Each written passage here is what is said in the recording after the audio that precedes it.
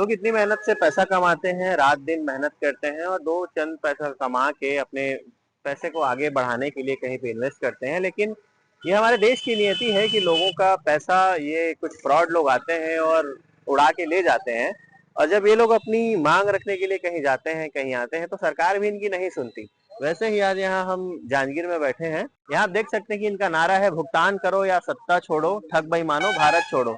ये लोग 26 दिनों से आंदोलनरत हैं और आगे भी इनका कहना है कि अगर सरकार इनकी बात को सही समय पे नहीं सुनती तो ये रेल रोको आंदोलन कर सकते हैं या विधायक निवास को घेर सकते हैं, दिल्ली रामलीला मैदान में भी जा सकते हैं। तो इनकी अपनी मांग है जो सरकार के सामने कहना चाहती है। हमारी आपकी तरह दिखने वाले ये लोग कौन हैं? मौसम की मार झेलते हुए प्रशासन और शहर से दूर ये लोग इस जगह पर क्यों बैठे हैं? विपक्ष से न होने के बावजूद ये लोग सरकार होश में आओ के नारे क्यों लगा रहे हैं? ये वे मजबूर लोग हैं जिनकी मेहनत की सफेद कमाई को कोई ठग 420 उड़ा ले गया। ये वे लोग हैं जिनके बेहतर भविष्य के घरौंदे को सरकार द्वारा प्रोत्साहित अमीर बहरूपियों ने रौंद दिया। ये वे मजबूर लोग हैं जो भारत के कानून पर भरोसा करते हुए अपने लिए इंसाफ की मांग कर रहे हैं।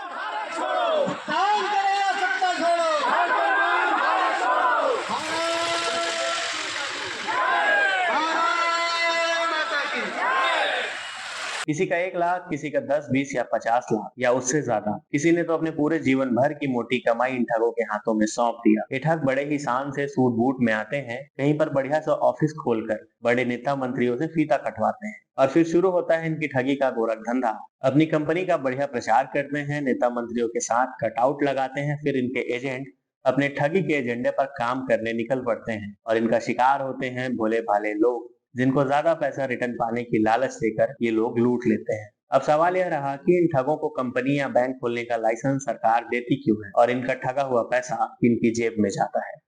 देखिए, विभिन्न प्रकार की कंपनियां आई थी और जिसका लाइसेंस सरकार ने दी थी। भारत सरकार कृषि एवं कल्याण मंत्रालय से ये रजिस्टर्ड थी ये कंपनियां, जिसको multi state credit cooperative society कही जाती है। इसमें से अपना सहारा इंडिया परिवार और Adarsh credit cooperative society Sirohi Rajasthan से संचालित थी। इसमें मैं एक एजेंट के बतौर काम किया, लोगों का निवेश कराया और स्वयं निवेशक हूँ। मेरा 10 लाख फंसा हुआ है। बढ़िया चल रही थी सोसाइटी। आरबीआई की पोर्टल में हमने देखा तो उसके 269 नंबर पर इस कंपनी का नाम है, उसके सचेत में। उनके लीगल सर्टिफिकेट को देख करके हम भरोसा करके ग्राहकों का निवेश कराया, अपना भी निवेश किया। लेकिन जब से मोदी की सरकार आई, हमें पता नहीं क्या हुआ। इस कंपनियों का हर 6 माह में वित्तीय ऑडिट भी कराया जाता था, जिसकी जानकारी सरकार को थी। एक कंपनी बंद हो गई, ऑफिस पे ताले लग गए और भुगतान मिलना बंद हो गया। तब से हम लोग परेशान हैं। और तमाम ऐसे जो लोग हैं जिन्होंने अपना रकम निवेश किया, उसके लिए सरकार ने फरवरी 2019 में एक कानून बनाया, केंद्रीय कानून, जिसे अनियमित पाबंदी निक्षेप कानून 2019 कहा जाता है, अंग्रेजी में बर्ड्स एक्ट के नाम से उसको जानते हैं। इसमें स्पष्ट प्रावधान है कि इस बर्ड्स एक्ट के तहत पीड़ितों का 180 कार्य दिवस में भुगतान सरकार करेगी। राज्य और केंद्र सरकार की साझेदारी जिम्मेदारी है, 2 गुना से 3 गुना तक भुगतान करेगी।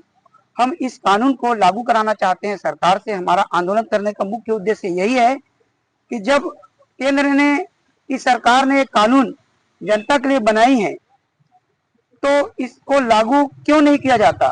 इसका लागू किया जाए और देश में जो 42 करोड़ लोग जो पीड़ित हैं विभिन्न कंपनियों के माध्यम से, उनकी खरी गाड़ी कमाई का पैसा सूद ब्याज सहित उनको प्राप्त हो, ये हमारी मांग है। यदि सरकार हमारी मांगों को नजरअंदाज करती है तो हमारा ये जो असहयोग आंदोलन सरकार के खिलाफ चल रहा है 1 सितंबर 2024 से, यह निश्चितकालीन आंदोलन है। जब तक भुगतान नहीं होगा तब तक यह आंदोलन अनवरत चलता रहेगा, चाहे इसके लिए हमको अपने प्राणों की आहुति क्यों न देनी पड़ी, हम सब तैयार हैं इसके लिए। हर तरफ से अपना मान और सम्मान लुटा लेने के बाद ये ठगी पीड़ित पिछले 1 महीने से सरकार तक अपनी बात पहुंचाने के लिए देश भर में किसी न किसी कोने में बैठे हुए हैं। शांतिपूर्ण ढंग से ये अपने और अपने परिवार के लिए इंसाफ की गुहार कर रहे हैं। अब देखना यह है कि सरकार इनकी बातों पर अमल करती है या फिर इन ठगी पीड़ितों के साथ एक बार फिर से ठगी होती है। यह आंदोलन हमारा पूरी भारत देश में हमारे राष्ट्रीय अध्यक्ष सम्माननीय संयोजक सम्माननीय मदन लाल जी के आदेश हो रहे हैं। हम लोग यहाँ पर मांग को लेकर बैठे हैं कि जो कंपनी चला था जो सरकार ने बंद कर दी है 2014 से, जिसको चिट फंड का नाम दिया हुआ है। हम उस कंपनी में सरकार ने बट चेक 2019 करके कानून बनाया है। हम सरकार से मांग कर रहे हैं कि वो कानून को लागू करे और भारत के 42 करोड़ ठगी पीड़ित जो लोग हैं, जिनकी खून पसीने की पैसा है, उसको वापस करे। आगे की रणनीति और आगे की रणनीति है कि अभी 28 तारीख से पूरी भारत के जितने विधायक हैं, उनके घर गृह तक का घेराव करेंगे।